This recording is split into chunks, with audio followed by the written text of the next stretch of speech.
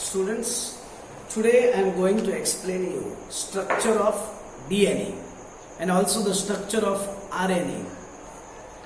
DNA आणि RNA यांचं exactly structure कसं असतं and also we are going to learn some types of RNA. RNA चे exactly types कोणते आहेत हे पण आपल्याला लर्न करायचे. कारण डीएनएचं एक्झॅक्टली स्ट्रक्चर कसं असतं आपण 9th स्टँडर्ड मध्ये पाहिलं आहे बघा. डीएनए एक्झॅक्टली कसा असतो. ओके, आपण बघूया exactly DNA. First point, in 1953 Watson and Crick proposed a model of DNA molecule. बघा 1953 मध्ये वॅटसन आणि क्रिक या सायंटिस्टनी पहिल्यांदा एक मॉडेल तयार केलं होतं की एक्झॅक्टली डीएनएचं स्ट्रक्चर कसं आहे. हे 1953 मध्ये डॉक्टर वॅटसन अँड क्रिक याने हे मॉडेल तयार केलं. नेक्स्ट बघूया. अकॉर्डिंग टू दिस मॉडेल, या मॉडेलमध्ये काय सांगितलंय बघा. द टू थ्रेड्स ऑफ किंवा त्याला स्ट्रँड्स म्हणतात. Two threads of nucleotides coil around each other to form a double helix. बघा सापासारखं असं एस टाईप मध्ये त्याचा शेप तयार झाला होता. त्या दोघांना काय म्हटलं होतं बघा, नाव काय दिलं होतं. Two threads of nucleotides. न्यूक्लिओटाइड्सचे दोन अशा प्रकारचे धाग्यासारखे पार्ट त्याच्यामध्ये असतात. आता एक्झॅक्टली न्यूक्लिओटाइड्स कसं तयार होतं पुढच्या पॉइंटमध्ये सांगितलं. This double helical structure appear like a flexible ladder. ladder म्हणजे शिडी. जशी अशी फ्लेक्सिबल अशी मूव्ह होण्यासारखी जी लॅडर असते त्या लॅडर प्रमाणे आपल्याला दिसेल म्हणून म्हटलं बघा. Double helical structure appears like a flexible ladder. जसं एखादी हालचाल करणारी मूव्ह होणारी जशी शिडी असते त्याप्रमाणे आपल्याला त्याचा शेप दिसतो. तुम्हाला इथे होतं मी एका बुकमध्ये डायग्राम दाखवतो बघा. इथे बघा शेप दाखवलाय बघा त्याचा. असा हा जो शेप आहे या शेप मध्ये बघा अशा प्रकारचा काय असतो डीएनएचे जे एस टाईप मध्ये थ्रेड आहेत बघा. डबल अशा प्रकारचे पण थ्रेड्स असतात त्याच्यावर. ओके, नेक्स्ट पॉइंट बघा. Each strand is made up of molecules from nucleotides. हे जे धाग्यासारखे पार्ट आहेत ते न्यूक्लिओटाइड्स पासून बनलेले आहे.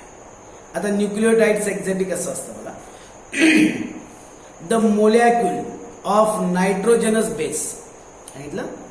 The molecule of nitrogenous base and phosphoric acid are join to a molecule of sugar to form nucleotide.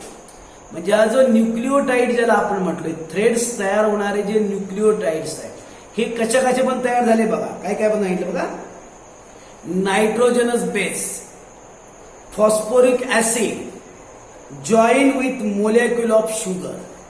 म्हणजे शुगरच्या मोलॅक्यूल बरोबर कोणाकोणाचं कनेक्शन होतं बघा.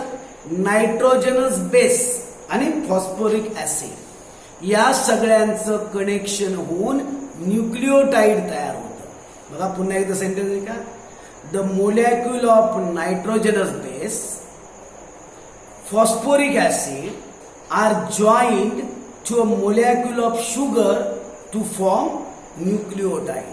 हे जे न्यूक्लिओटाइड्स तयार होण्यासाठी बघा nitrogenous base, phosphoric acid are join to the molecule of sugar. म्हणजे मोलॅक्यूल ऑफ शुगरला फॉस्फोरिक ऍसिड आणि नायट्रोजनस बेस हे काय होतात जॉईंट होतात आणि त्याप्रमाणे न्यूक्लिओटाइड तयार होतं. Next one.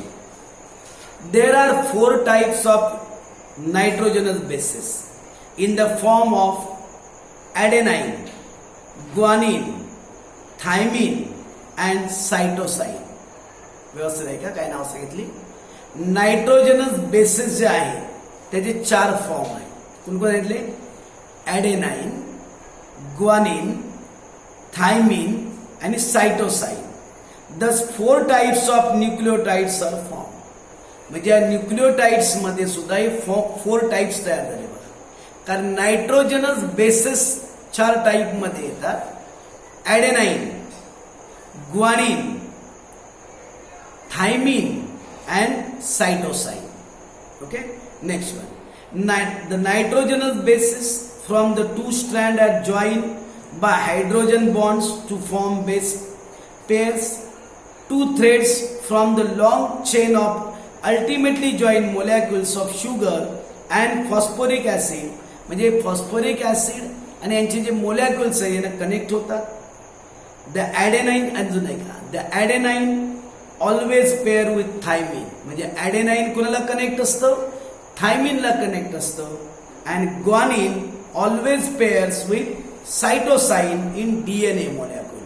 तर डीएनए मोलॅक्युल मध्ये बघा कनेक्शन कुणाकुणाचं बघा, adenine always pair with thymine, adenine आणि थायमिनचं कनेक्शन आहे.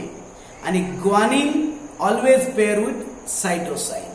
अशा प्रकारे डीएनएचं स्ट्रक्चर तयार, लक्षात घ्या, डीएनए जो स्ट्रक्चर तयार होत असताना अशा दोन न्यूक्लिओटाइड्स पासून किंवा थ्रेड्स पासून तयार झालेला आहे.